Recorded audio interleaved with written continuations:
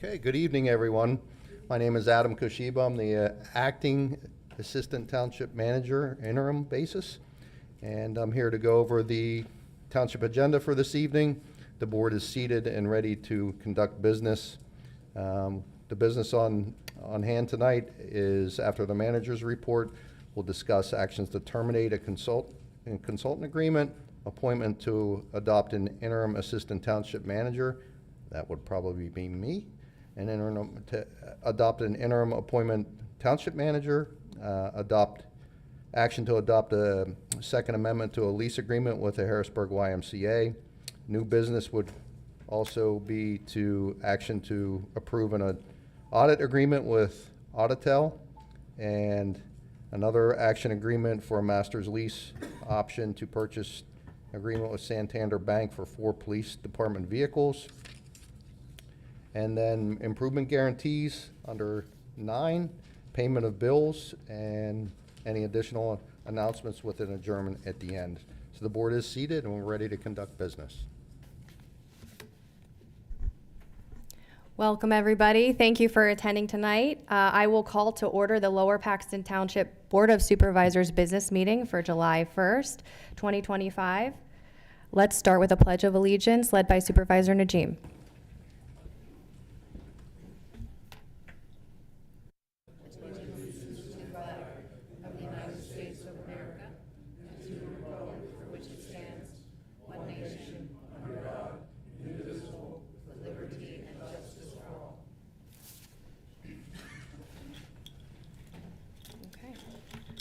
Our first item is to approve the minutes from the March 11th, 2025 workshop and the March 20th, 2025 vacancy board special meeting. May I have a motion to approve the minutes of both of those meetings? So moved. Is there a second? Second. Any public discussion or comment on the meeting minutes? Okay. All those in favor say aye. Aye. Aye. Any opposed? The motion carries. Next, we will move on to public comment. And first, I would like to recognize Mr. Eric Kessler. Mr. Kessler has asked the board prior to this meeting for a special accommodation to speak for 10 minutes on the topic of the Sunshine Act. Mr. Kessler.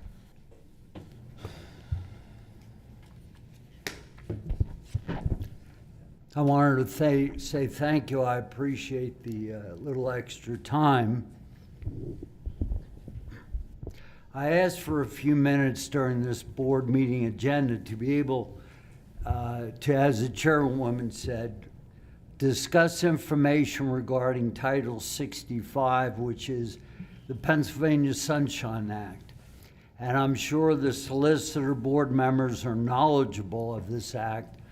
And I thought to clearly explain certain points in this law, which would help both the public, the board, and the solicitor.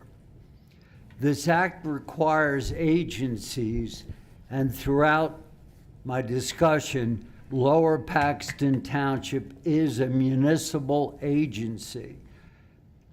It has to have a quorum present, which we know to take official action.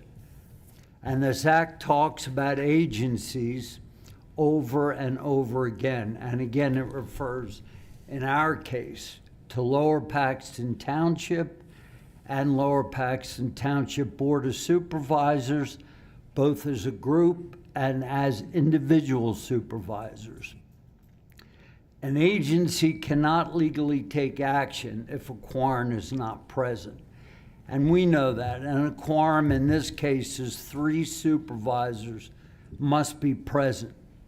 An agency may discuss certain matters in a closed executive session, but cannot vote in an executive session. They can discuss, but not vote. Section 708 of the Sunshine Act allows 7 specific reasons an agency may hold an executive session. And I'll list them, they're short and quick. To discuss personnel matters, to negotiate a collective bargaining agreement, to discuss the purchase or lease of real property, an attorney consulting agreement regarding litigation, discussing agency business if conducted in public would violate a lawful privilege, to discuss certain academic matters, and lastly, to discuss certain public safety matters. Those are the 7 lawful reasons and items that they may hold in executive session. But the only item I wanted to focus at this meeting is reason number 1, personnel matters. An agency may discuss personnel matters in executive session. However, the personnel matter may be discussed during an executive session but must be voted on in the public meeting. However, prior to any public vote taking place, the public must be informed regarding this personnel matter. Now, there's a case known as the Reading Eagle case, and we have lots of attorneys on the board, plus a solicitor, so I hope everyone is aware of this particular case, and I have the site if you need it. It's the Reading Eagle Co. v. Council of City of Reading. This case conclusion was as follows, and I quote, "The specific reason for an executive session must be announced in the public meeting, either before or after the executive session. The reasons for the executive meeting by the public agency must be specific, indicating a real and discrete matter," unquote. There's another case, Smith v. Township of Richfield. Now, this case held that closed meetings may be held, quote, "solely for the purpose of collecting information or educating agency members." The conclusion further stated, and I quote, "Closed-door meetings, executive sessions, do not violate the Sunshine Act, as long as they are for informational purposes only and do not involve deliberations. In plain words, the Board of Supervisors can discuss certain matters in executive session, but they cannot vote in the executive session." The court further held, quote, "To vote in executive session and then put on a show vote in a public meeting is a clear violation of the Sunshine Act," end quote. In short, no official action can be legally taken during executive session. All official actions must be taken during the open public portion of a meeting. The conclusion further said, and I quote, "Executive session meetings cannot be used as a subterfuge to defeat the purpose of the act." Now, the public's quick remedy is to ask the board to reverse their vote, which would set us back to where we began. Or a member of the public can file a legal challenge with the local court of common pleas.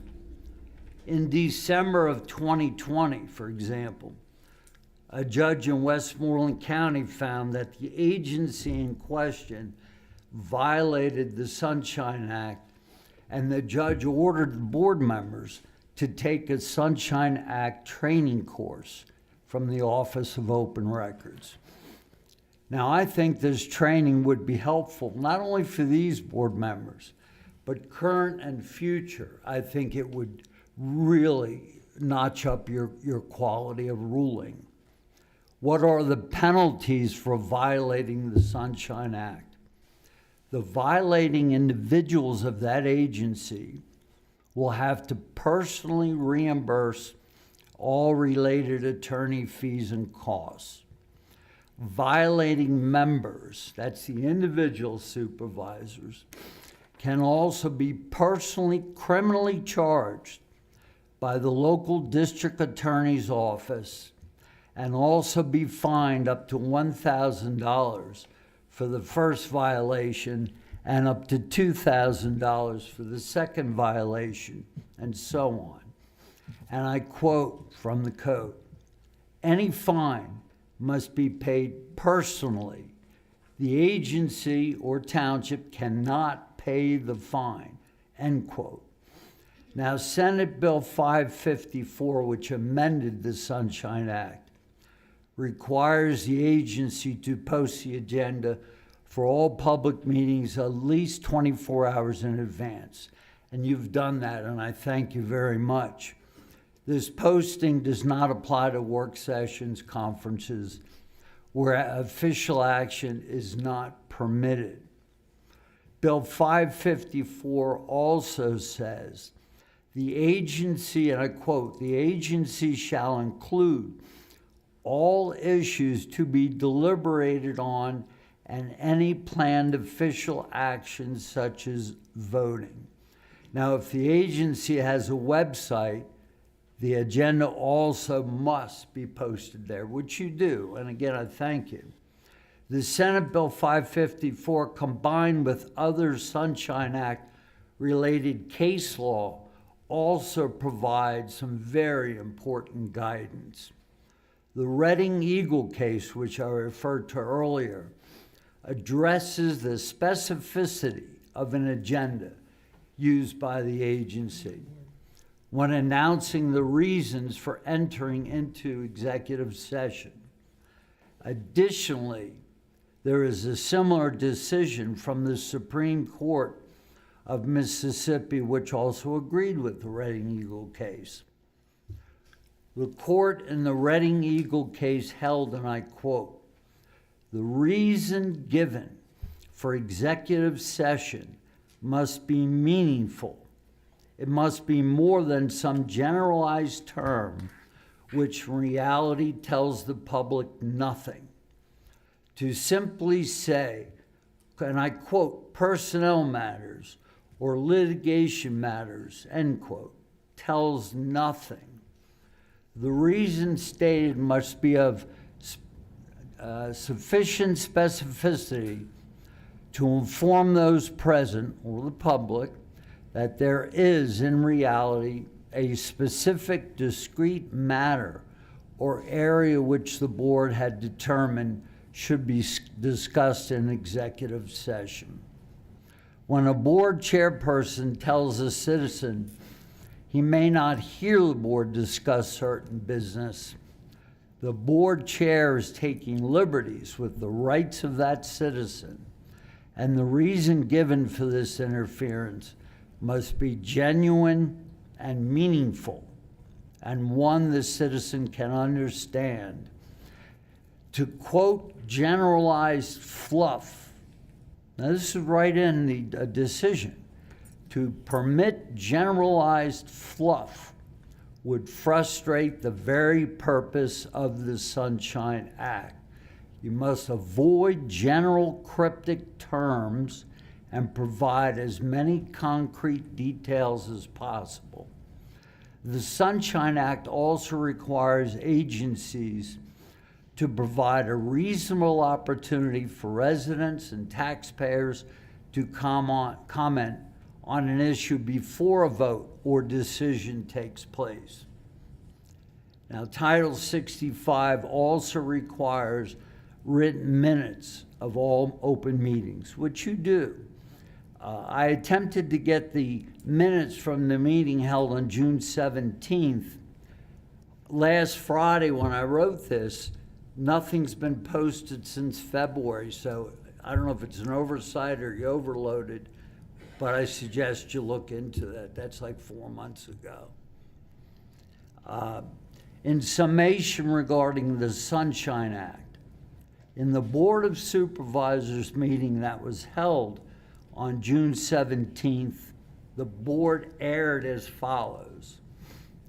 From the agenda on June 17th, item 8.11, action to approve a separation and release agreement. This item notation said nothing. Questions people asked in the audience were, what about? With who? For how much? Release from what? separate from who, and so on. This agency item and the board actions clearly violated the Sunshine Act. On the same agenda, item 8.111, action to approve a consultation agreement. This item notation also said nothing. Questions people asked were consulting for what? Who is the consultant? Was this job bid or just given as a favor? How much is this consulting agreement going to cost? How long is it? And so on. The public had no idea if you were contracting to consult for traffic, construction, or to grow marijuana. Additionally, this item 8.111 is not and was not a personnel item, which we were told. This is a third-party independent consulting agreement. The board gave no information to the public, and the township legal counsel stated this item was a personnel item. So the board was not going to discuss what this item is for. This was bad legal advice. This agenda item and the board actions clearly violated the Sunshine Act and also violated the Pennsylvania State Ethics Commission rules. Now, I made a right to know request to Lower Paxton Township on June 20th. I wanted a copy of the not described separation agreement and the unnamed consultation agreement. I do want to note my appreciation of the township staff and Chairperson Kurtz. I thank you very much for getting both items very quickly. However, these documents should have been voluntarily discussed in public. There is another case, Allegheny County Airport Authority v. Belco, where the airport made severance payments to prior employees. The court held that public expenditures are no different than current public expenditures such as salaries, and there is no expectation of privacy in one's receipt of public funds, period, end quote. As I noted a few minutes ago, I'm also concerned about the Pennsylvania ethics violation. Now, Dauphin County is currently a target of an investigation for operating in the exact same manner. In the past year, Dauphin County hired at least 4 former employees as consultants almost immediately after the employees left their county employment. And there was a very large article in Penn Live about this. The Lower Paxton Township supervisors have now done the exact same thing. And Penn Live's article stated that many ethic experts have said this practice is unethical and may have been illegal. Section 3G of the State Ethics Act, which is known as, and I quote, the revolving door provision, end quote, prohibits government officials and employees in Pennsylvania from representing a person, which includes themselves, for compensation for 1 year after their departure. This includes a former employee returning as an independent contractor. The Pennsylvania State Ethics Commission enforces this law and has ruled many times in the past that a former employee returning as a contractor within a year of leaving is unlawful. In conclusion, I have read the separation agreement. I think it is generally well written to give the township some release of any liability or future litigation against the former township manager. Good idea. However, why wasn't the separation date simply set for a few weeks longer? This would have given you time to have meaningful employee exit meetings to gain any knowledge, collect all property, including intellectual property. from the exiting manager before any separation money was even paid. I do note that the separation monies that were paid to the leaving manager totaled, I think, to over $75,000, all to be paid in one lump sum, plus he keeps his medical family benefits for the year. Now, according to Class 2 Township State Statute, the manager is an employee at will. He serves at the pleasure of the Board of Supervisors. He could have been terminated at any time for any reason with no severance package. I do not think some severance agreement is unreasonable, understanding that as a part of the severance payment, it gives the township a complete release of potential litigation. However, I hope you realize that you did not need, nor was it proper to enter into a consulting agreement with a former employee. This agreement that was signed by the board's co-chair, Ms. McCormick, that's costing the township, in addition to the severance package, $5,000 every 2 weeks. Now, this consulting agreement can be terminated in 2-week intervals. It is my strong suggestion to immediately have a few days worth of full 8-hour days of debriefing with the former manager. Then the consulting agreement can be terminated immediately. July 7 is the end of the first consultation cycle. So terminate this illegal agreement as of that date, please.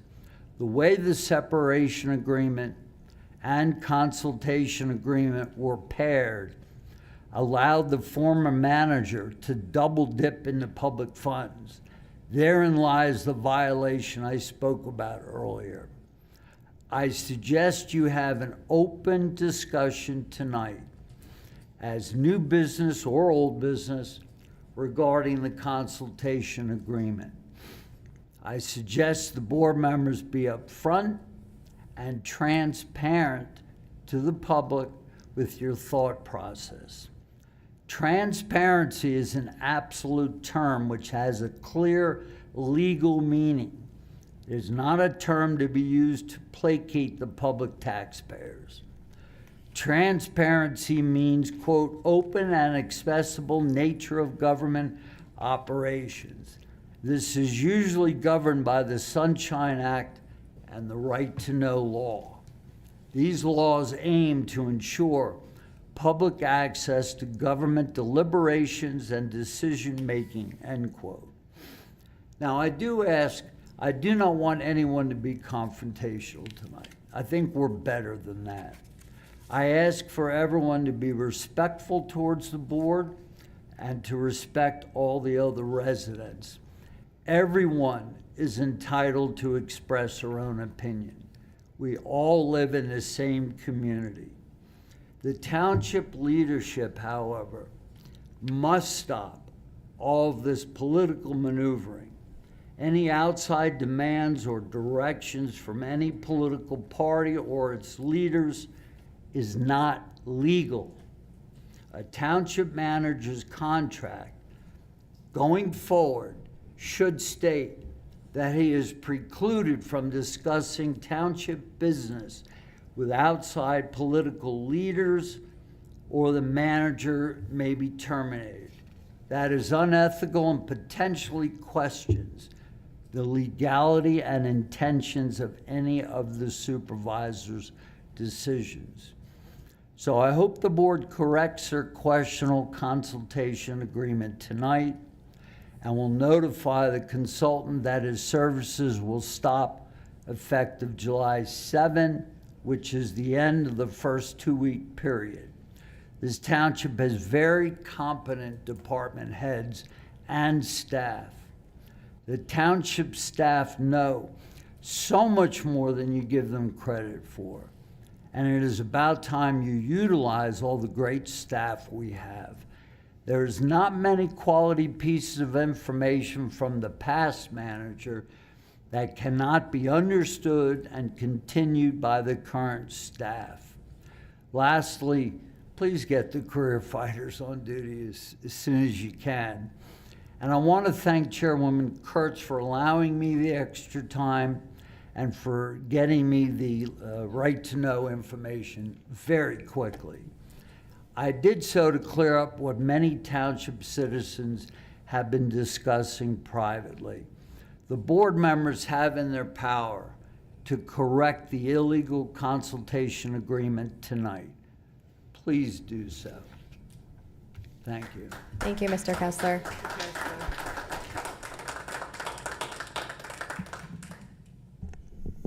Mr. Kessler, I think we will address some of your comments later on.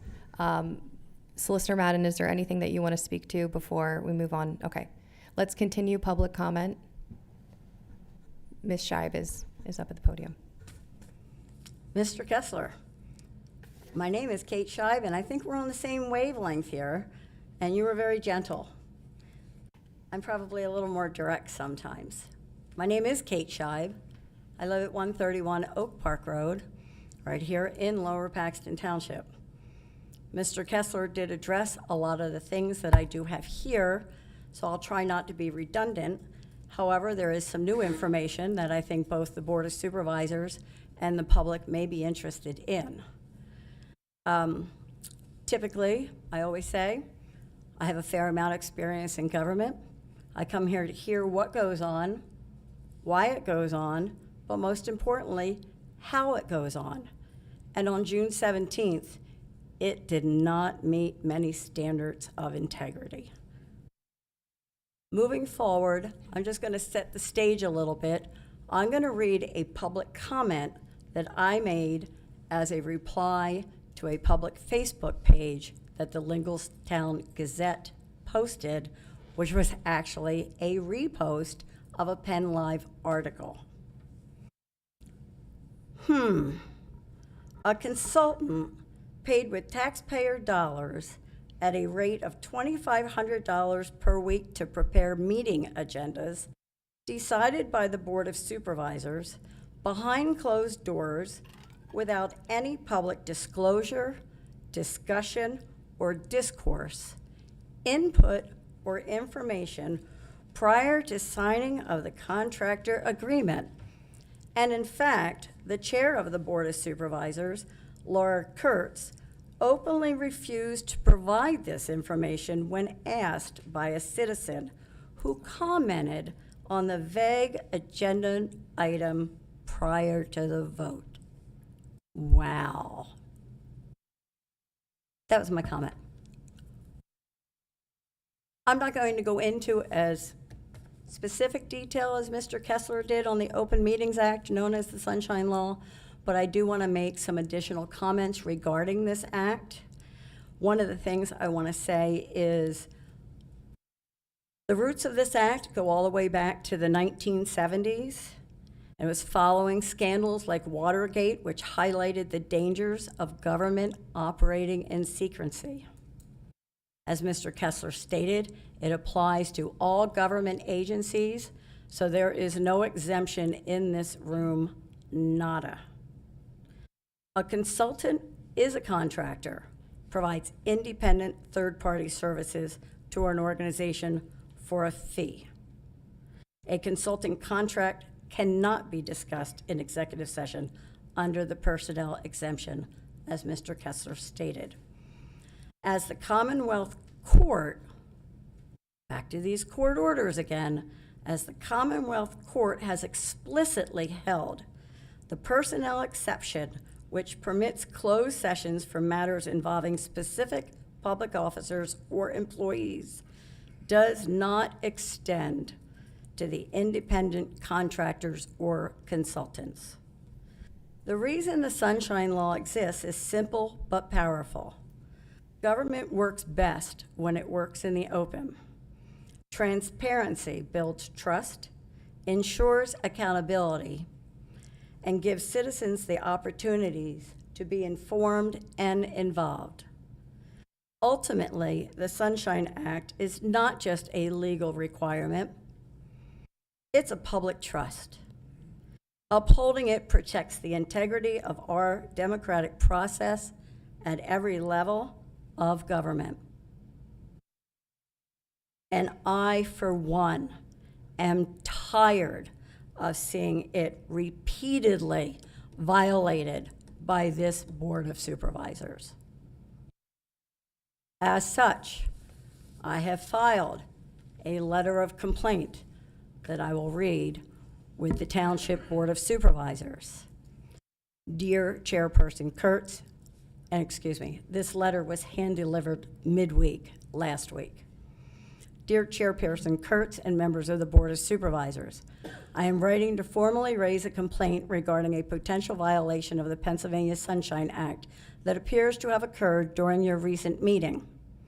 Specifically, I believe that the Lower Paxton Township Board of Supervisors violated the act on or around June 17th, 2025, in relation to Agenda Item 8.3, Action to Approve a Consultant Agreement. It appears that an improper executive session was held, official action was taken on a matter that was not properly discussed in public, and the public was denied an opportunity to participate in accordance with the act. The Sunshine Act clearly requires that all official actions and deliberations by a quorum of public officials take place at meetings that are open to the public.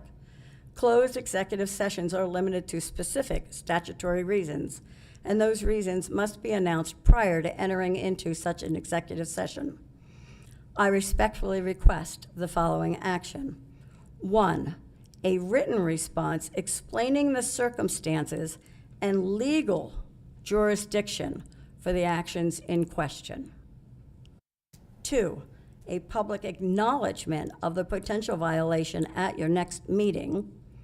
3, a commitment to corrective measures, including proper public notice and full compliance moving forward. Additionally, I am forwarding a copy of this complaint to the Dauphin County District Attorney's Office to request an investigation, as violations of the Sunshine Act can result in penalties and the invalidation of improperly taken official action. Now, since you received a copy of this letter, I thought you may want to hear my cover letter to the District Attorney. Dear District Attorney Chardo, I am writing to respectfully request that your office investigate what appears to be a particularly egregious violation of the Pennsylvania Sunshine Act by the Lower Paxton Township Board of Supervisors on or about June 17th, 2025. Enclosed, you will find a letter of complaint outlining the incident in detail. According to the information provided, the board failed to deliberate in public prior to taking official action and intentionally excluded the public from participating in or observing the decision-making process. This action appears to be in direct violation of the core tenets of the Sunshine Act, which requires the deliberations and official actions of the public bodies be conducted openly with reasonable opportunity for attendance and input. The alleged conduct, if substantiated, undermines public trust in local government and sets a dangerous precedent for closed-door decision-making. Given the gravity of the situation, I respectfully request that your office review the enclosed complaint and determine whether further investigation and legal action are warranted under the law. Thank you for your attention to this matter and for your continued commitment to upholding transparency and accountability in government.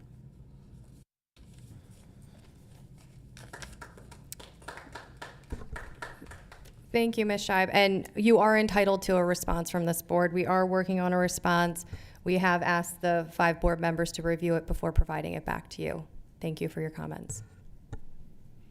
Good afternoon.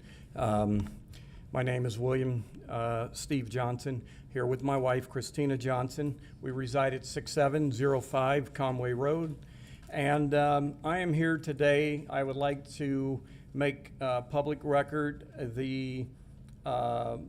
it's the appeal of the general permit for the renewal of the composting site.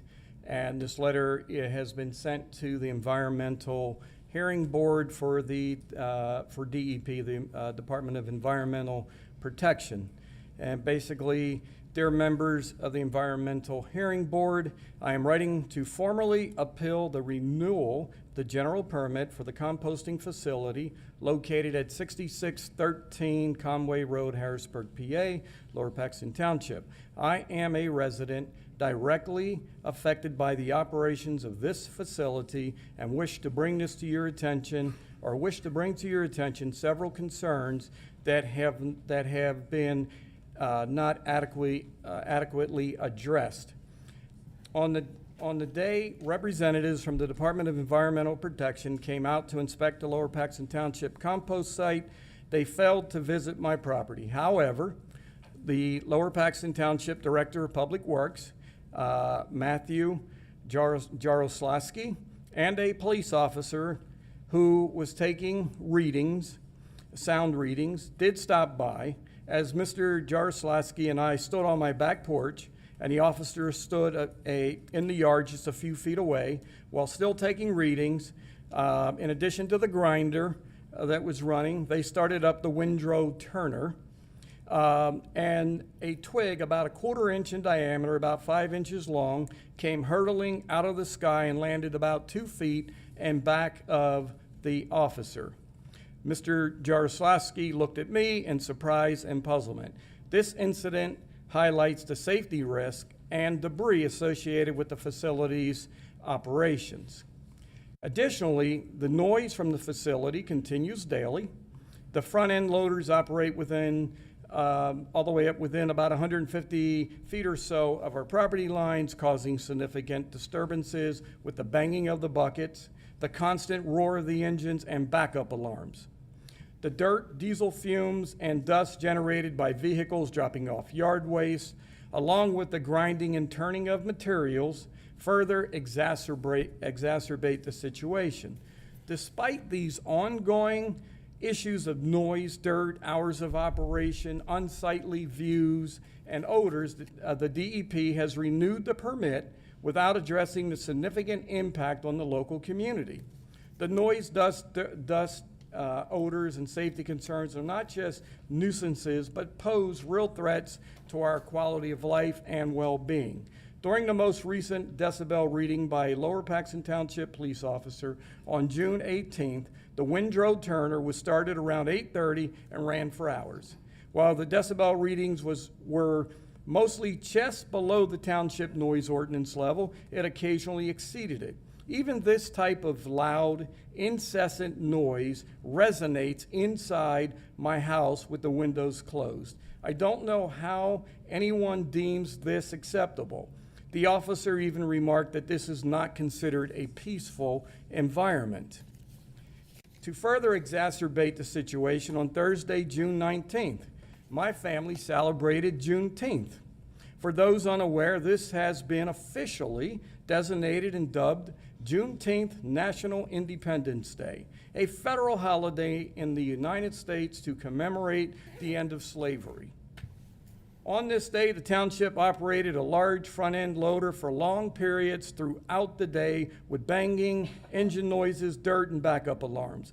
Although it impacted our outdoor activities, this is important because we are in this situation due to the township acquiring the compost site area in the 60s under false pretenses in a predominantly African-American neighborhood, only to turn it into a landfill, which operated years, only until DEP forced them to close it due to possible groundwater contamination.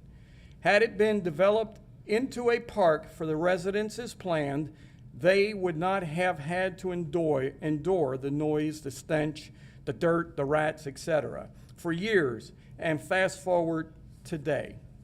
I respectfully request that the Environmental Hearing Board reconsider the renewal of this permit and take into the account the daily disturbances and safety hazards we face. An enhanced nuisance control plan is mentioned in the permit conditions is a step in the right direction. However, these issues should have been rigorously enforced and monitored prior to the opening of the site.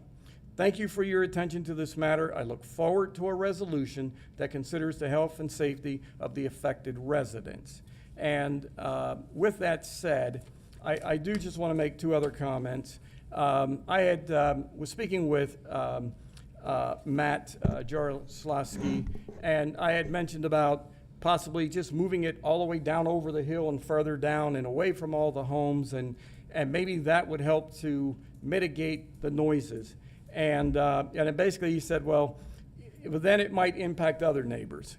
My last conversation with Mr. McCormick, while on the phone with him, he also indicated to me that the township did look around at all different locations in the township, and there are none that wouldn't impact other residents.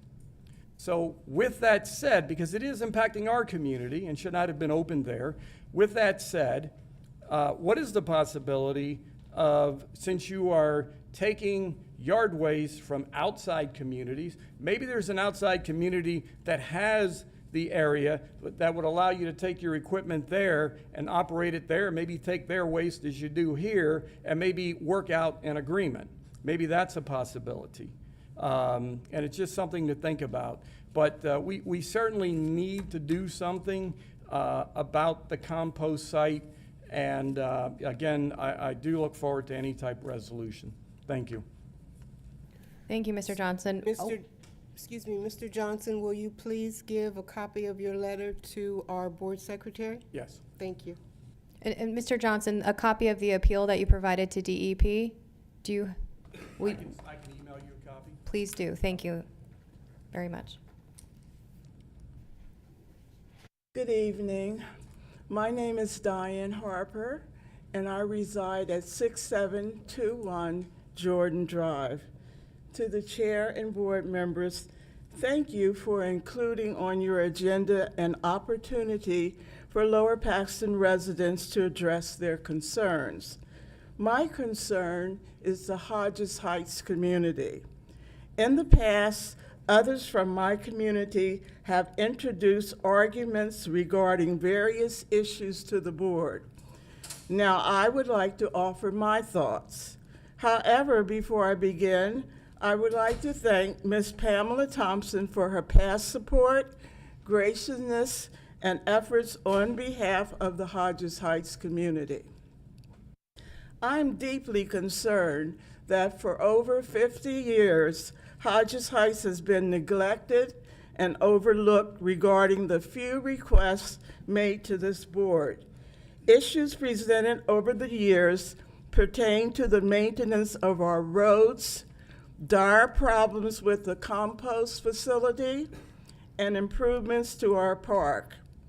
We have made the same requests kindly, patiently, and diplomatically, meeting after meeting after meeting, and have been met with board members denying, delaying, dodging, dancing around, postponing, and shuffling over our requests. You have not cared for our little community and have been immune to our needs. You have done nothing for us. I do not understand why there has been this stagnation with the board regarding our needs. You have voted on and approved requests from other communities within a matter of 5 seconds, springing into action to implement their desires. Yet we in Hodges Heights have been consistently devalued and ignored. Your egregious disregard of our concerns is unacceptable. Have our requests been too daunting? Have you been exercising a form of redlining? Do you not understand our English?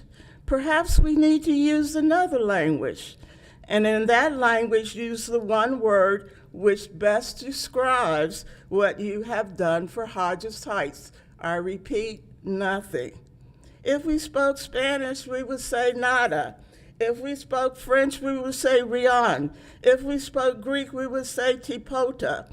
If we spoke Italian, we would say niente. If we spoke Japanese, we would say nani mo. And if we spoke German, we would say nix.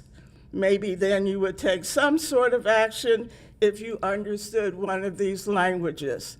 I would like to see the board address our issues and give us a timeline when they will be resolved. We would like fair treatment as other communities have received, and would like to see you carry out your responsibilities to Hodges Heights diligently, efficiently, thoroughly, responsibly, and expeditiously.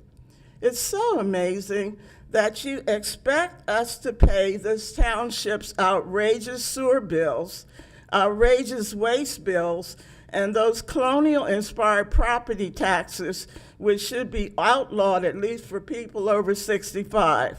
You expect things from us, but we can't expect anything from you. Even though Hodges Heights has been dismissed, I continue to hold that grain of hope that this board will do its job by turning nothing into something and by taking immediate and decisive steps to remedy our situation. Thank you. Thank you, Ms. Harper. We have been receiving regular updates that the project is proceeding. We will reach out to Director Scott and ask her for a timeline. Thank you. Good evening. My name is Tim Murphy. I live at 1524 Pine Hollow Road. I came to the meeting tonight because of the agenda. And it's not unusual. I checked the agenda online. I appreciate that it's posted there so we can see what's going on. But the reason I came tonight is because I couldn't tell what was going on. Not to beat a dead horse, Mr. Kessler and Ms. Scheib did a wonderful job of covering the specifics of the current situation. But to post an agenda item that says action to terminate consultant agreement doesn't cut it. That doesn't meet the requirements under the Sunshine Act. A consultant for what? As Mr. Kessler said, maybe a marijuana grower. Who knows what that is? Unless you're plugged in and know what's been transpiring in this township over the last several weeks, no one would know what that particular agenda item means. It doesn't meet muster. The whole subject of transparency has been a problem in this township for at least 10 years that I can speak of very personally. And the transparency needs to get fixed. You have an opportunity here to right the wrongs that have gone on for way too long. You need to be upfront with the citizens. We're your bosses. You need to let us know upfront, truthfully, and with clarity what's going on. Thank you very much. Thank you, Mr. Murphy. Mr. Purdy? Oh, J. Purdy, 4731 Duke Street. Where to begin? First of all, in the township, news release put out when Mr. Gottschall left office or was severance from the office, he placed the blame, and it was in that press release, on former supervisors who have spoken at the meeting, like we were pushing him out of the township. And I spoke, and one other supervisor spoke. I don't recall what she said, but in all the time that I spoke, at no time did I even hint at any dissent with what Mr. Gottschall was doing. I don't know how he included me in that.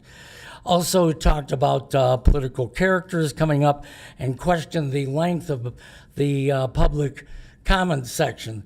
The one thing is with the public comment section, which of course you do have, and you've been very good with it in allowing people to speak. There's been more more actual discussion, debate from this podium in the last 6 months than there has been from your podiums. We're hearing the issues brought forth, and we're hearing people come up and complain about things in their neighborhood because they didn't get a proper response from the township. And that's not saying none of you responded properly to it. And I might also add that you've even had a couple of citizens come up to compliment what the township has done for them in a recent flood situation or other situation. So it's good that you have this. And for tonight, Hodges Heights, if you know the history of Hodges Heights, it's something for the township to take pride in. If you know the history of Hodges Heights, it's something that we should celebrate. Was the first racially open development in the county.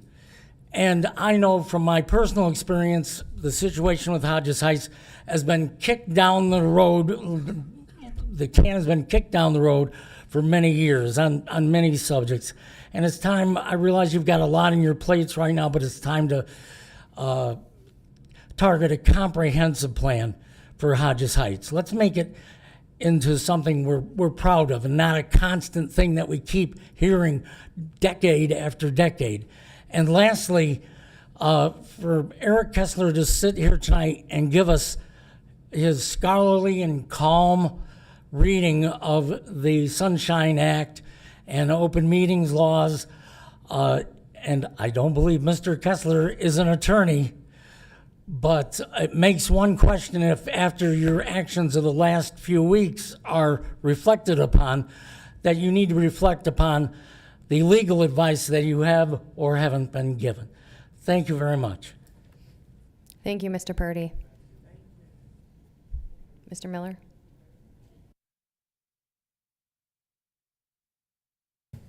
Try to keep mine very brief.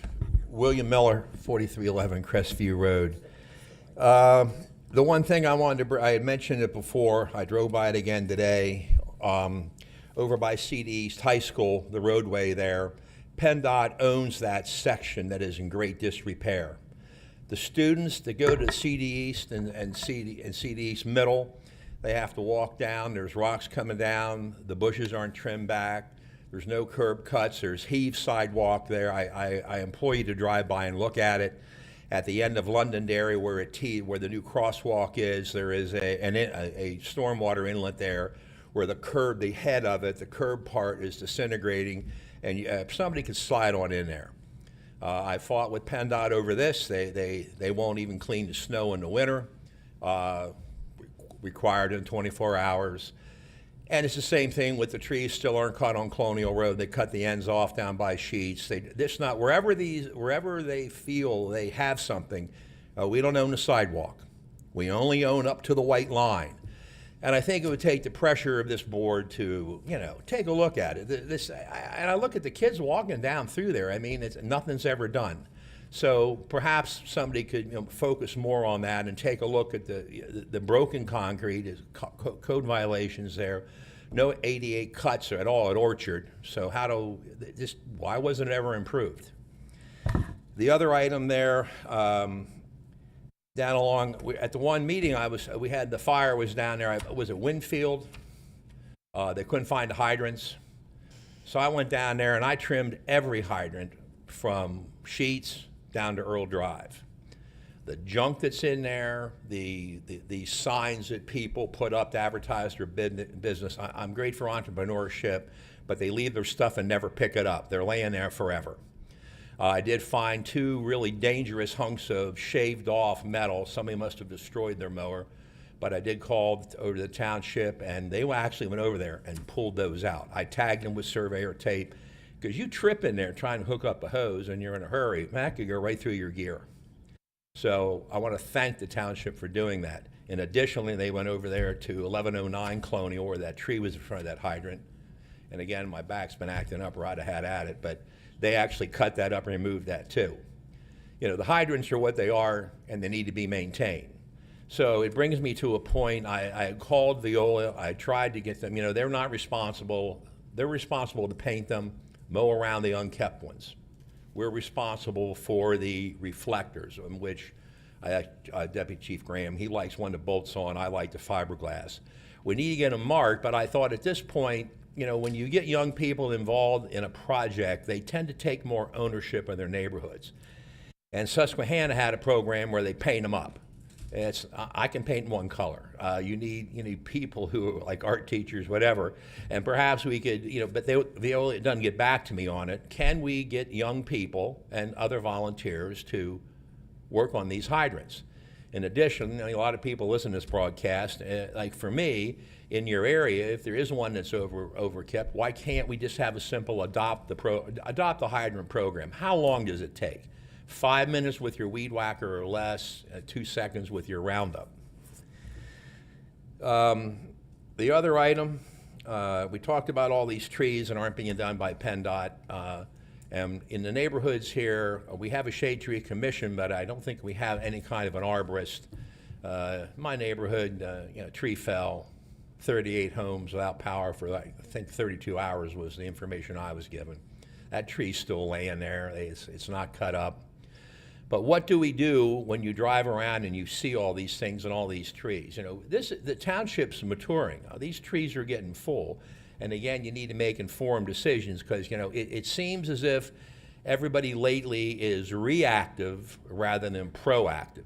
Clean up the hydrants, do this, trim back these trees, but then wait till have a storm, and then the first responders are gone everywhere when they could go specifically to places that might need a little bit more. So I don't know how we do that. I don't know how we enforce it. People can call in, and perhaps the township, as with PP&L, the person I speak to there, they have trained arborists for certain areas, and they take a look at it, and then they make the decision to cut it. And of course, they have specific trucks, specific teams, gear, training to work around those extremely high voltages. The other thing, and I mentioned it before, this thing out here with the compost facility, you got to put the compost somewhere, but it doesn't have to be in someone's backyard, as they have stated. Zager Brothers, I'm told, has been sold. I couldn't take anything down there last year because people put too much crap in it, and they're grinding up what's the one thing, a chest of drawers and things. But it's been sold. I forget who bought it, but they paid some huge money for it, and it's gone. We have to think about the future, and as the township grows, where do you put all this stuff? People got to get rid of their stuff. And if you don't supply them with a place to put it, they're going to put it somewhere else, just like mattresses and everything else. And I've been going there forever, since high school. I know the whole history of it, well, not as much as some people, but I would think there has to be an engineered solution to this. Engineers know what to do. I've talked about, in the city of Harrisburg, when I go there, it's in a building, an enclosed building. They have misters. There's no dust. It holds the sound in. You can they can close the doors when they want to. Do we have the area for that? Mr. Kistler, I'm stealing your word, the dirt bank. There's a lot of dirt being moved out here. The township owns a large frontage to that gate. Berms of dirt were placed towards the new homes, but not towards the other homes. They could be pretty high. You put it in, you compact them in layers, but I'm not the engineer. How would you do that? You'd have to move the road back for sure. But I think that it's time, perhaps there should be a task force to look at that. This is a huge issue, and it's creating a lot of stir, and I think really there should be some kind of group of qualified individuals with engineers, and other people have had these problems. What are their solutions? But the solution isn't going to be hauling it away from here because there's no place to haul it. They're all being sold and they're all gone. Thank you. Mr. Miller, your first comment about the road, the sidewalk by CD East, can you tell us where exactly that is? From Orchard Street, if you come from actually Locust Lane to CD East. Okay. The damaged inlet is right there at Londonderry at the walkway where everybody crosses. Kids are screwing around, they're going to fall in there and break a leg. But the rest of it, where it's heaved, raised, broken, and the embankment, which PennDOT owns, it's covered all in that Ialanthus. It's like a talus slope. It's crumbling down onto it, and so you have a 4-foot sidewalk. Now you're down to about maybe 2.5 or 3.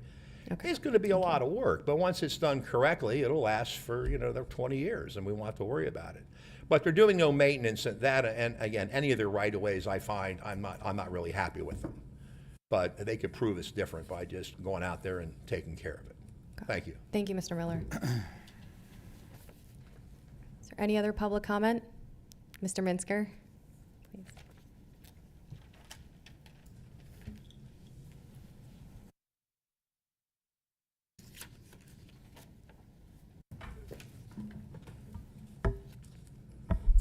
Good evening, members of the board, staff, ladies and gentlemen. I'm Bill Minsker, 5956 Linglestown Road in the heart of beautiful downtown Linglestown. I'd like to briefly present to you my second project of 10, which I would like to have you consider for future activity. I remind you that these projects are designed in a positive way to give recognition to our township, our board, and to get the community more involved in what's going on here. This proposal, I have laid a copy of it at your desk for inclusion in your blue notebook, which hopefully you still have. There will be 10 of these total. This is number 2. At the reverse side of that paper, you will see some photos that will illustrate the nature of my project. This is the second, as was our previous meeting, a suggestion to give an alternative to purchasing land and building a big new building to add additional space for township activities. The building that I'm proposing for you to consider is at 6041 Linglestown Road, which is one of the 60-foot by 200-foot properties in the old section, the original section of Linglestown. This building was built in 1961 by the United States government. It was our post office for this entire area until the new post office was built in 1991. From that point on, it was under private ownership. My proposal is twofold, as you'll see on the front summary of what I'm proposing to you. First, I propose that the building be used, possibly half of the size of this building, which, by the way, is a huge open inside building. It was where the mail was sorted, and it was originally a very big, wide open interior building. Half of that I would propose be used by our Parks and Rec department, and they would use it for their office space, meetings. There's a small kitchenette there now, restrooms, storage. Outside there's a flagpole already for our use, and at the back, which you will see on the pictures, there is parking which looks back onto Coons Park, which is our township's first park, which would put the Parks and Rec department right there at our first and biggest park. The second part of my proposal is that the remaining part of the interior of that building be subdivided into small areas that would be opened for community groups to come and make as their headquarters. They would have, these are groups that presently do not have a public address. They have no place to meet. They have no place for offices. They have no place for storage. And if you notice at the back, on the bottom of that proposal, I have given you a list of some of those groups. I have spoken to some of these organizations, and they would be very, very interested in having a permanent place that they could call their own, as well as having inside the building a place to meet. Along with that second proposal is the idea that these groups would be charged a small amount of money that would give them the right to be there, and also that amount would be used to offset some of the costs of this new building. So this is a proposal I give to you with the idea of, as I've said to you before, a three-dimensional view toward these projects that are dynamic, daring, and doable. And I would consider it a favor on my part if you would give consideration to that.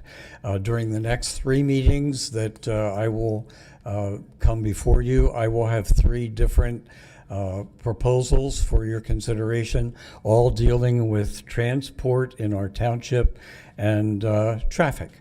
And I thank you very much for your attention. Thank you, Mr. Minsker. Is this property currently for sale?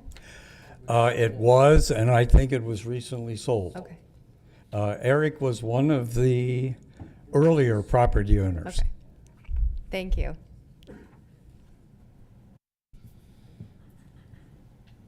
Ms. Lindsay? Good evening. Robin Lindsay, 6244 Overview Lane. About 2.5 years ago, I was out at that property when I was on the board with Mr. Heller, excuse me, who was the realtor at the time of the property, and Dave Doyle, who was and is now in charge of the Historical Commission. I had permission from the board and from Mr. Gutschall to go out there and look at this building. At the present time of that inspection of that building, the roof had just been done, the HV had just been done, and also the parking lot had just been done. The building at that point was only $375,000. And everything was done inside. I suggested that we would move the Historical Commission out there. I suggested that we would move the Parks and Recreation building out there.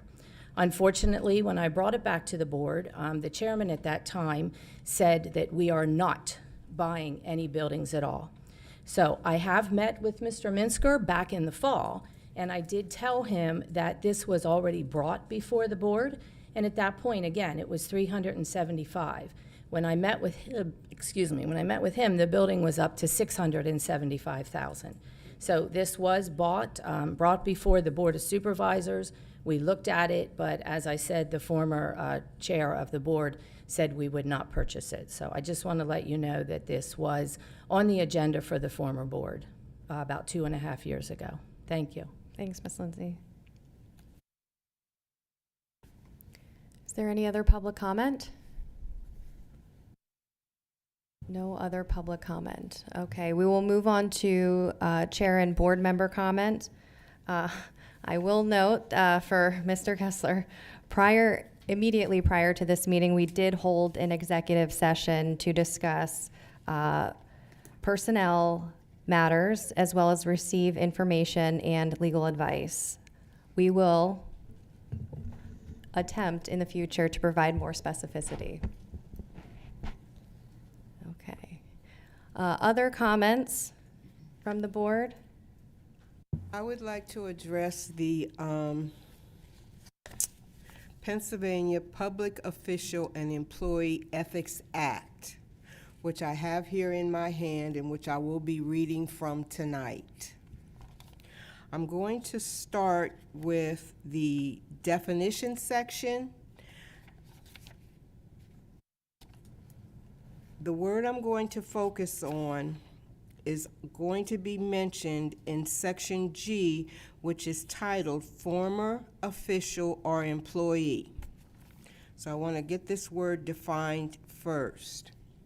Represent, to act on behalf of any other person in any activity which includes but is not limited to the following: personal appearances, negotiations, lobbying, and submitting bid or contract proposals which are signed by or contain the name of a former public official or public employee. Now I'm going to move on to former official or employee. No former public official or public employee shall represent a person with promised or actual compensation on any matter before the governmental body with which he has been associated for 1 year after he leaves that body. I wanted to share this particular definition of represent and this section of the Pennsylvania Public Official and Employees Ethics Act because it's been a topic for us here as a board and me specifically as a supervisor with respect to our former township manager. We entered into a consulting agreement with Mr. Gottschall because we could not afford to be hampered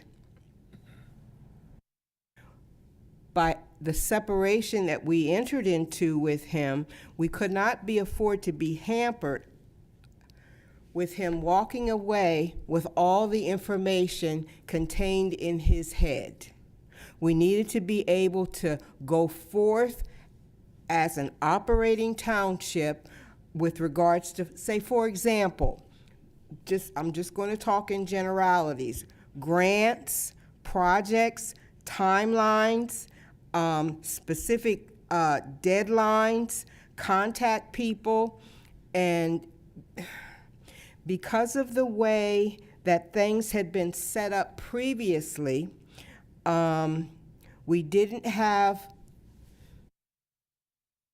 a nice, lovely folder that he could hand over to us on his last day.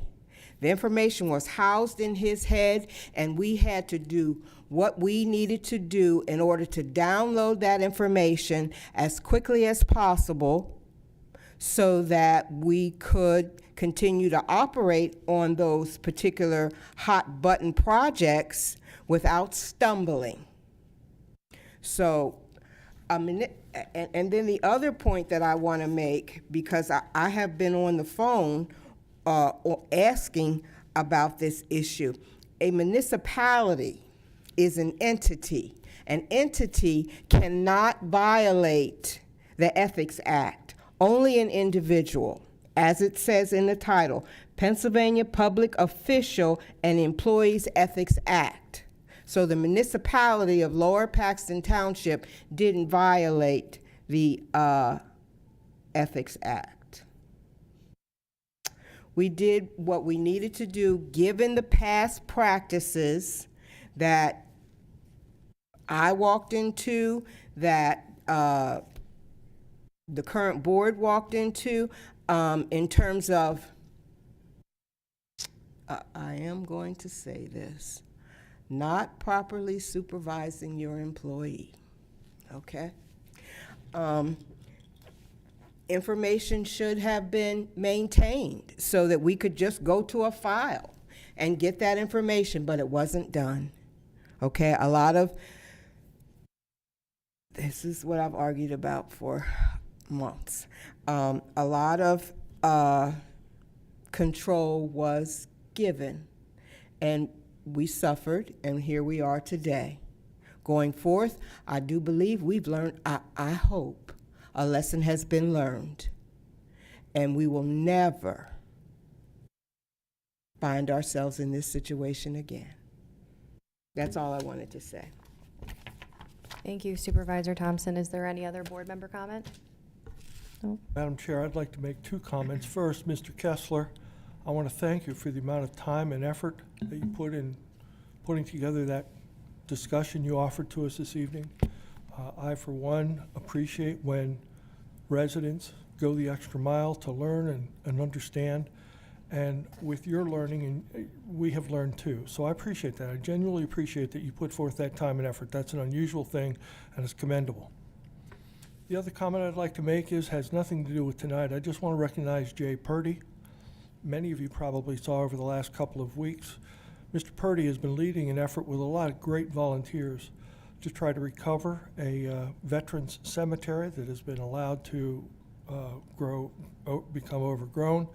And that is an effort after my own heart. And Mr. Purdy, a great deal of credit to you and your volunteers for the fantastic work you guys have done.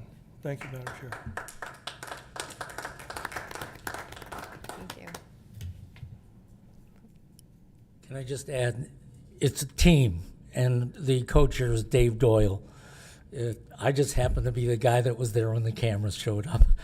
Thank you. Thank you very much, Mr. McCormick. Okay, before moving on to manager's comment, I do want to say one thing just to address some of the comments. The personnel exception under the Sunshine Act involves an exception from discussing matters in public. Any matter involving the employment, appointment, termination of employment, or terms of condition of employment of an employee. I think everybody has seen the separation agreement and the consultant agreement, which have both been released under the right to know requests to Penn Live. And I think everybody could probably see that the consultant agreement was a condition of the termination of employment under the separation agreement. Mr. Gottschall was an employee at the time of the action on June 17th, and both agreements contain a confidentiality clause. So none of the board members sitting up here want to keep information from the public. We were advised to do so, and we have to rely on our legal counsel. We do not want to put the township in any further risk of financial or impugning them from a legal perspective. It's really important to us. We have a fiduciary duty to the township, and while we can't state all of the reasons and all of our rationale for providing that vote last week, we can tell you that this was done under careful and thoughtful deliberation and consideration individually by each of these supervisors. Moving on to the manager's report. Madam Chair, no report. Okay. Moving on to old business. All right, action item 7.1, which is an action to terminate the consultant agreement. And I promised to provide some insight on this as well. At the last meeting, the board unanimously approved this agreement because we recognized, as Supervisor Thompson correctly pointed out, an immediate need for a change in the direction and leadership of the township. In doing so, we had to balance the needs of our employees with the need to provide continuity on important matters that are currently underway, because Mr. Gottschall had spent 7 years with this township and had institutional knowledge about our mission, our operations, and our finances.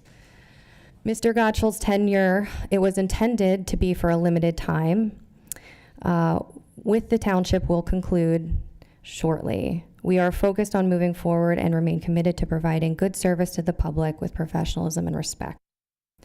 So with that, I will ask for a motion to terminate the consultant agreement.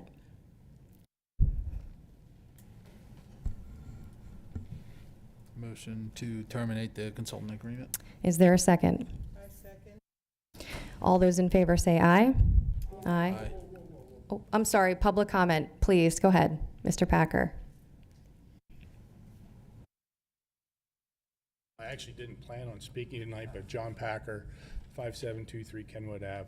So with all the comment from Mr. Kessler and all the research, I think you're failing again right now because you're not being specific. So when does this take place? Your motion is very general, let's put it that way. I believe your motion needs to be more specific, because in the contract, you have to give 2 weeks written notice. So just a little clarity on when are you doing this, and then you have to prorate the pay. So again, I'm just looking for and asking for a little more clarity and a little more transparency as to when this is going to occur, not just, okay, you passed it, and in the background, you'll figure it out later. The other thing in regards to the confidentiality section within both contracts, so I'm sure before any right to know came out, because Penn Live put it in their first reporting that they were asking for it, is there any consideration that that confidentiality section has been violated by somebody, anybody? Just because he gave an interview to Penn Live talking about what was going on. So I'm not privy to when all these things took place. Right to know actually got out versus when some of the information got out, but I think there needs to be a closer look at the confidentiality section within both the severance package and the consulting, and see if there was a violation there. Thank you, Mr. Packer. On your first question, you're correct. The public has seen the consulting agreement, and after we take action to terminate, there is a 2-week notice provision. Mr. Lindsay. And I too wasn't going to speak this evening. Joe Lindsay, 6244 Overview Lane, Harrisburg. Lower Paxton Township. This is difficult for me to say this because I respect everybody on the board but one person.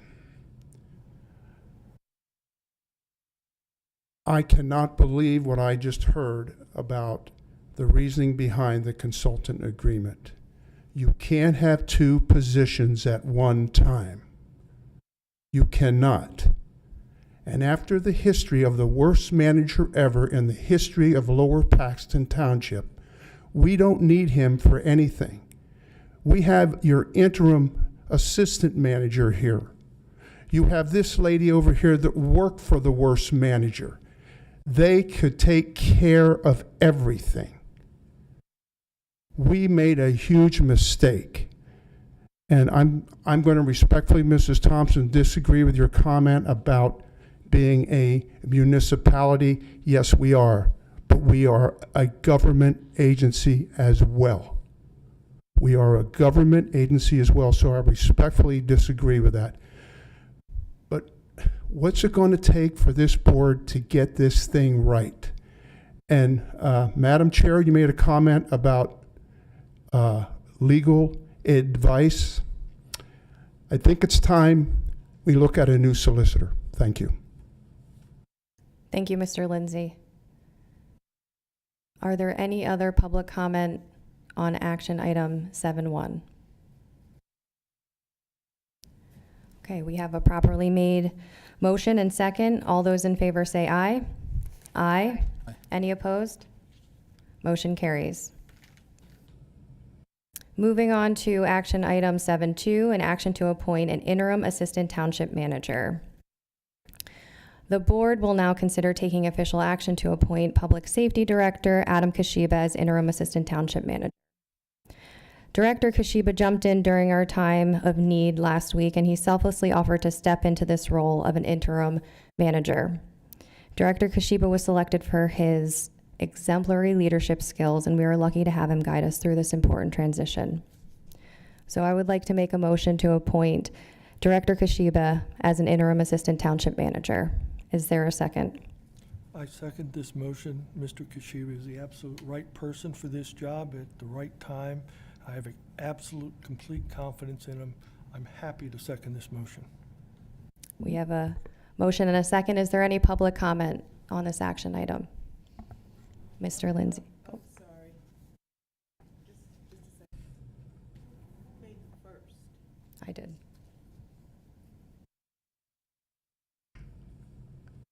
I make a lot of negative comments, but I'm going to say tonight, this is the best decision this board has ever made. This gentleman here has done a tremendous job in turning around a problem police department that we had here a number of years ago.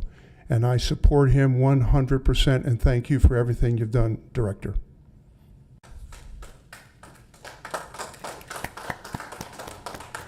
Any other public comment on this action item? No. Okay, there's a motion and a second. All those in favor say aye. Aye. Aye. Any opposed? Motion carries.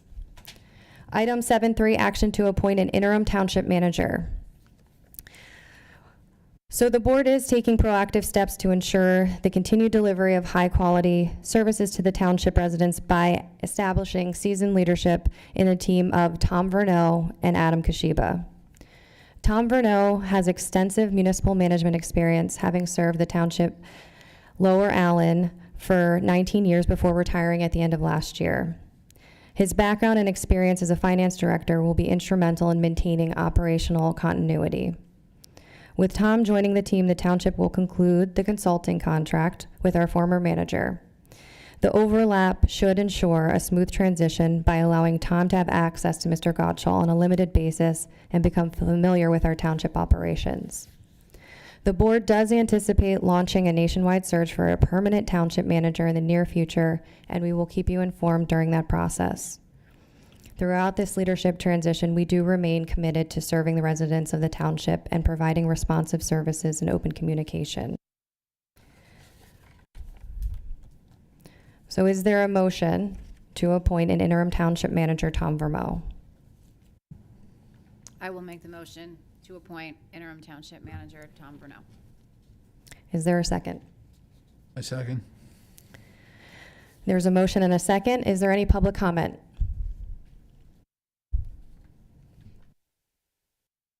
John Packer again. What's the time frame? Is he going to be under contract? Again, a little more clarity, and, what does he get us to? Because we all know there's an election coming up. We all know the face of this board could be completely different starting next year. So what is this guy signed on to? Is he a candidate for long-term, or is this just a short-term with him? He will serve on an interim basis, Mr. Packer. I will say that we have not finalized the consultant agreement with Mr. Vano. He's on vacation this week. We will put that on an action item next week to formally approve his consultant agreement. Mr. Vano has tremendous experience, and we're very excited to bring him on, but he will be here on a limited basis. He has told us that he would stay through the end of September, and we will, in that time frame, do our best to find a permanent solution. Thank you. Any other public comment? Okay, we have a motion and a second to appoint the interim township manager. All those in favor say aye. Aye. Aye. Any opposed? Motion carries. 7.4, action item to adopt a second amendment to a lease agreement with the Harrisburg YMCA. Mr. Kashiba, do you have any comment on this action item? No, ma'am, I do not. I believe it's self-explanatory, and it's just a continuation of our previous agreement. Yep.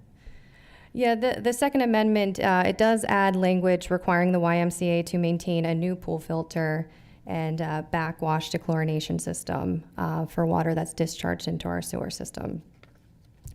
So with that, do we have a motion to approve the second amendment to the lease agreement? So moved. Is there a second? Second. All those in favor say aye. Aye. Aye. Any opposed? Motion carries. Moving on to new business. Oh, I'm sorry. Mr. Miller? Right, standing from here. I had a brief question. Why, I'm under the understanding that the township resources are used to go and maintain the garage. In some lease agreements, it's the tenant that does that, and that's a huge problem. So I just wondered, am I correct? Am I being told the correct thing on that? And if so, that's quite costly. I just wondered how that is true, alleged. I'm sorry, Mr. Miller, you're referring to the YMCA property, the Friendship Center? Yes. I mean, I thought I'd be using it by now for nothing, but that's another time and another day. I just wonder, I'm told that the township, that they use, resources are used there, and because other things were to be mowed, and something was said to us, that it's water and debris. But a lot of time and money and equipment, if I'm correct in that. I just wonder why they wouldn't be, they got a pretty good deal there, so why they aren't paying it. I can help you out. Oh, good. I can help you out. Miss Lindsay? Okay, so when everything was signed on the lease agreement, so what it is they are paying for their snow removal of part of what they, they're using. They're also paying for the lawn, what they're using. And now that they've taken over the Friendship, the senior center, okay, that will be added. We rent out the drayer. That's income for the township. So we pay a portion of the lawn care and also a portion of the snow removal. So, Mr. Miller, they are paying, yes, we are mowing it, but they are paying their portion to the township. So, Thank you, because I yeah. can never get a straight answer. They're paying. They're paying. Good news. Thank you. Okay. Moving on to new business. Item 8.1, action to approve an audit agreement with Auditel. Mr. Kashiba. Yes, Madam Chair. This enlarged a bit here. The gist of this agreement with Auditel is for a comprehensive review of telecommunications with the goal of assisting our township in evaluating the telecom utility and software for across the township platforms. These items are an effort to reduce the overall cost, and it's my understanding through going through the agreement here that it's an opportunity for the township to have exceptional savings across the board once the evaluation is done. Thank you, Mr. Kashiba. Is there a motion to approve the audit agreement with Auditel? So moved. Is there a second? Second. All those in favor say aye. Aye. Aye. Any opposed? The motion carries.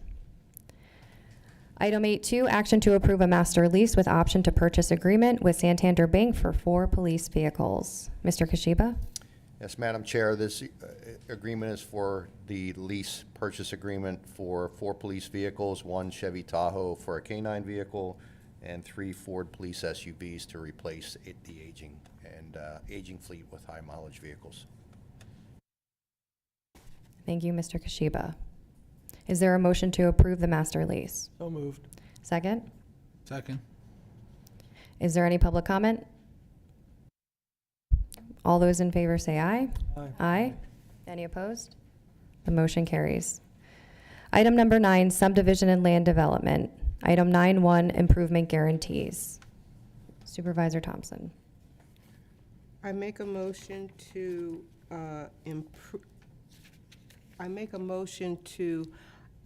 extend the Estates of Union Deposit improvement guarantee dated July 1st, 2025, having reviewed the improvement guarantee language with the Director of Community Development, Ms. Zerby. I feel comfortable making this motion. I just need a second.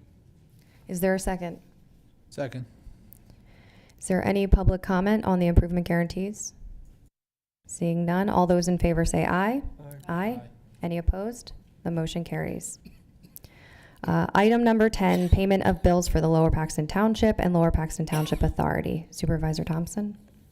As the treasurer, under the Commonwealth of Pennsylvania Second-Class Township Code, I've reviewed the 3 check registers, and I make a motion to, having cleared up my few questions with the Finance Department, I make a motion to approve the paying of the bills for Lower Paxton Township. Is there a second? Second. Any public comment on the payment of bills? Nope, seeing none. All those in favor say aye. Aye. Aye. Any opposed? The motion carries. Are there any announcements? I would like to make an announcement. In our packet, when the information gets downloaded, we get a number of announcements from, say, Fort Hunter, Wildwood, Dauphin County Parks and Recreation. So I pulled out several of those particular activities, and there are packets laying over there on the table where you sign in that you all could pick up about different activities that are happening over the month and over the summer. So they'll be there going forward because we get many in our packet. So I would like to, in other words, though our parks are wonderful, there are other activities outside of our parks that you all could be taking advantage of with your families. Thank you, Ms. Thompson. I'll just add that the fireworks are at Coons Park on Thursday, July 3rd, starting at 5:30. And then the party continues on Saturday. There is a festival at Heroes Grove. And then on Sunday, there is a band at Heroes Grove as well. So please come out to the festivities. It's a great time. Okay, with that, I will ask for a motion to adjourn. So moved. Second? Second. Second. All those in favor say aye. Aye. No one opposed? Motion carries. Thank you, everybody, for coming out. Our next meeting's next Tuesday, July 8th.